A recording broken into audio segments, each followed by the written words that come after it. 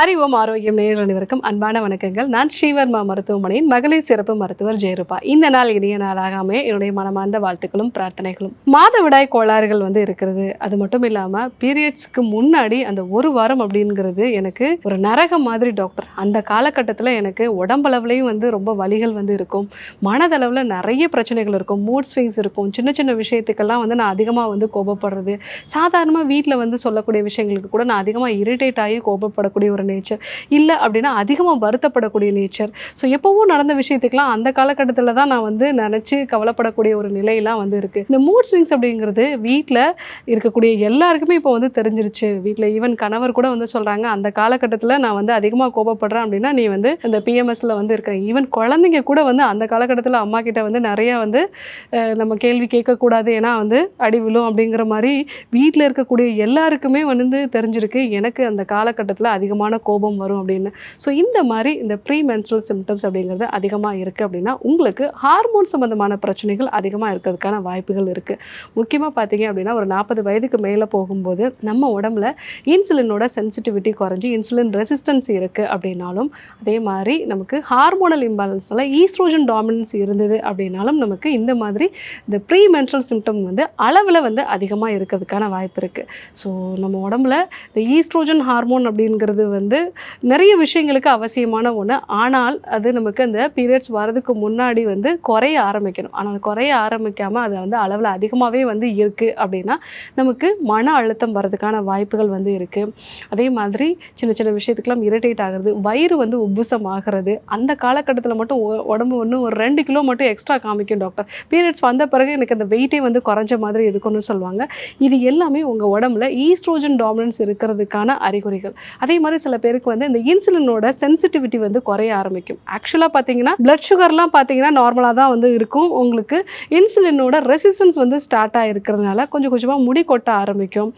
சாப்பிட்டதுக்கு அப்புறமா ஏதாவது ஸ்வீட் சாப்பிடணும் போல் ஒரு உணர்வு இருக்கும். சில பேருக்கு சாப்பிட்டதுக்கு அப்புறமா ரொம்ப டயர்ட் ஆகிடுவேன், நான் காலையிலேருந்து எல்லா வேலைகளையும் செய்வேன், வேலைகள்லாம் செஞ்சு முடிச்ச பிறகு தான் சாப்பிடுவேன்னு சொல்லுவாங்க. ஏன் நீங்கள் எப்படி சாப்பிட்றீங்கன்னா, சாப்பிட்ட பிறகு நான் ரொம்ப டயர்ட் ஆகிடுவேன், இன்னும் சொல்ல போனால் சாப்பிட்ட பிறகு எனக்கு எந்த வேலையுமே செய்ய பிடிக்காது அப்படின்னு சொல்லுவாங்க. ஸோ இது இன்சுலினோட ரெசிஸ்டன்ஸ்க்கான ஒரு அறிகுறியாக இருக்கலாம். இந்த மாதிரியெல்லாம் இருந்தது அப்படின்னா உங்களுக்கு அந்த பீரியட்ஸ் வரதுக்கு முன்னாடி உங்களுக்கு மூட் ஸ்விங்ஸ் நிறைய இருக்கிறதுக்கும் ப்ளோட்டட்னஸ் அதிகமாக இருக்கிறதுக்குமான வாய்ப்புகள் இருக்குது. ஸோ இந்த 2 காரணங்கள் தவிர்த்து சில பேர் அதிகப்படியான மன அழுத்தத்தில் இருந்தாலும் கூட அவங்களுக்கு அந்த பீரியட்ஸ்க்கு முன்னாடி அதிகப்படியான ஒரு பிரச்சனைகள் இருக்கும். இன்னும் சில பேருக்கு இதனுடைய தீவிரம் இன்னும் அதிகமாகி அந்த டிஸ்ஃபோரிக் சிண்ட்ரோம் சொல்லுவோம். அந்த காலகட்டத்தில் அதீதமான ஒரு கோபம், வெளியில் தெரிகிற அளவுக்கு வீட்டில் சண்டை நடக்கும். இந்த மாதிரியெல்லாம் சில நிலைமைகள்லாம் இருக்குது. பீரியட்ஸ் முடிஞ்சதுக்கப்புறமா அந்த பர்சனாக இந்த அளவுக்கு ரியாக்ட் பண்ணாங்க அப்படிங்கிற மாதிரி முழுக்க முழுக்க மாறிடுவாங்க. ஸோ அந்த அளவுக்கு பாதிப்புகள் தீவிரமாக இருக்கிறதுக்கு வாய்ப்பு இருக்குது. ஸோ இந்த மாதிரி இருக்குது அப்படின்னா நீங்கள் செய்ய வேண்டிய முக்கியமான 2 விஷயம் என்னென்னா, பீரியட்ஸுக்கு அட்லீஸ்ட் ஒரு வாரத்துக்கு முன்னாடி ரெகுலராக நீங்கள் ஒரு வாக்கிங்கை ஃபாலோ பண்ணுங்கள். ஒரு 7 நாளாவது ஒரு வாக்கிங் ஒரு 45 மினிட்ஸ் ஃபாலோ பண்ண வேண்டியது அவசியம். அதே மாதிரி யோகா பயிற்சிகளையும் ஃபாலோ பண்ணுங்கள். சூரிய நமஸ்கார பயிற்சிகளை ஃபாலோ பண்ணுங்கள். அது கூட நான் சொல்லக்கூடிய இந்த ஹோம் ரெமடியும் ஃபாலோ பண்ணுங்கள். 1 டீஸ்பூன் அளவுக்கு ஓமம், அது கூட ஒரு 200 ml தண்ணீர் நல்லா கொதிக்க வச்சுட்டு 1 டீஸ்பூன் அளவுக்கு ஓமத்தை மிக்ஸ் பண்ணி 1 டீஸ்பூன் அளவுக்கு தேன் அது கூட மிக்ஸ் பண்ணிக்கோங்க. ஸோ இதை ஒரு 10 நிமிஷம் அப்படியே நீங்கள் மூடி வச்சுட்டு நல்லா வெது வெதுப்பாக இருக்கும் பொழுதே அதை நீங்கள் கொஞ்சம் கொஞ்சமாக டீ மாதிரி டெய்லி காலையில் எம்டி ஸ்டமக்கில் நீங்கள் எடுத்துக்கிறது நல்லது.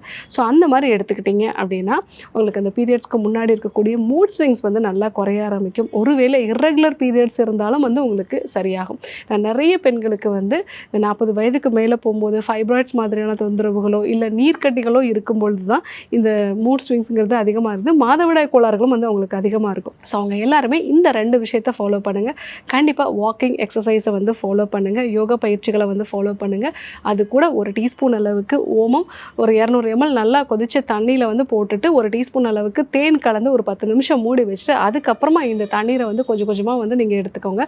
ஸோ இது காலையில் வெறும் வயிற்றில் பீரியட்ஸ் முடிஞ்சு நீங்கள் தொடர்ந்து ஒரு 21 நாள் எடுத்துக்கணும். ஸோ அந்த மாதிரி நீங்கள் எடுத்துகிட்டு ஒரு வாரம் கேப் விட்டுறலாம். எடுத்துக்கலாம் பீரியட்ஸ் வரதுக்கு முன்னாடி. ஸோ அந்த மாதிரி நீங்கள் எடுத்துட்டிங்கன்னா அந்த மூட் ஸ்விங்ஸோட அளவெல்லாம் நல்லா வந்து குறைய ஆரம்பிச்சிடும். அதே மாதிரி நிறைய காய்கறி, கீரை, பழங்கள் இதெல்லாமே வந்து எடுத்துக்கோங்க. உடம்புல சன்லைட் பண்ணுற மாதிரியான விஷயங்களை ஃபாலோ பண்ணுங்கள். இதெல்லாம் ஃபாலோ பண்ணிங்க அப்படின்னா பீரியட்ஸ்க்கு முன்னாடி வரக்கூடிய அந்த மூட் ஸ்விங்ஸை ஓரளவுக்கு நம்ம வந்து அவாய்ட் பண்ணிடலாம். ஸோ மூட் ஸ்விங்ஸ் அப்படிங்கிறது வந்து நிறைய பேருக்கு இருக்கக்கூடிய ஒரு விஷயந்தான். ஆனால் நம்ம அதுக்காக சஃபர் ஆகணுங்கிற ஒரு அவசியம் இல்லை. நான் சொல்லக்கூடிய இந்த 2 டிப்ஸை நீங்கள் வந்து ஃபாலோ பண்ணுறதன் மூலமாக உங்களுக்கு மூட் ஸ்விங்ஸ் வராமல் நீங்கள் தடுத்துக்கலாம். மூட் ஸ்விங்ஸ் இருக்குது அப்படின்னா முதல்ல அந்த பிரச்சனை இருக்குங்கிறத புரிஞ்சுக்கோங்க. அதற்கு இந்த ஹார்மோனல் இம்பேலன்ஸ் தான் முக்கியமான காரணம். இன்னொன்று வந்து இன்சுலினோட சென்சிட்டிவிட்டி வந்து கம்மியாக இருந்தது அப்படின்னா நீங்கள் இந்த ப்ரீ டயபெட்டிக் ஸ்டேஜில் இருந்தீங்கன்னா உங்களுக்கு இந்த பிரச்சனைகள் வந்து ரொம்ப அதிகமாக இருக்கும். அந்த காலகட்டத்தில் நீங்கள் நடைப்பயிற்சி மேற்கொள்வது, நான் சொல்லக்கூடிய இந்த ஓமம் சேர்ந்த தண்ணி எடுத்துக்கிறது, இந்த விஷயத்தை ஃபாலோ பண்ணிங்க அப்படின்னா அந்த மூட் ஸ்விங்ஸை அழகாக நம்ம வந்து கடந்து வந்துடலாம். வீட்டில் இருக்கிறவங்களும் சந்தோஷப்படுவாங்க. ஸோ இன்றைக்கி பெண்களுக்கு முக்கியமான பிரச்சனையாக இருக்கக்கூடிய மூட் ஸ்விங்ஸ், அதாவது பீரியட்ஸ்க்கு முன்னாடி இருக்கக்கூடிய இந்த பிரச்சனை, இதை எப்படி சரி பண்ணுறது அப்படிங்கிற ஒரு விஷயத்தை நம்ம தெரிஞ்சுக்கிட்டோம். கண்டிப்பாக ஃபாலோ பண்ணி பாருங்கள். இதே போன்று ஒரு நல்ல தகவலோடு உங்களை சந்திக்கிறேன். நன்றி, வணக்கம்.